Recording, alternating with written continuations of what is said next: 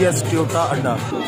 ये GTS का यहाँ से टोयोटे जाते हैं शेखुपुरा, शाहपुर, समुंदरी, जड़वाला, सरगोदा, लाहौर, चिंचावत, गोरा, बिहाड़ी, साहिवाल, लाहौर।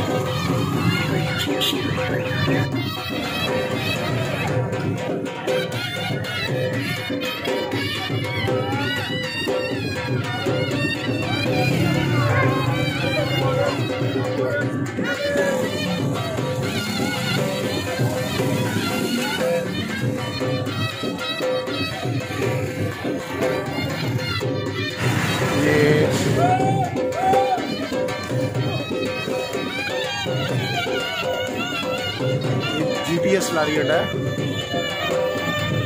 कायनात बस ट्रैवल भी यहाँ से ही जाते हैं।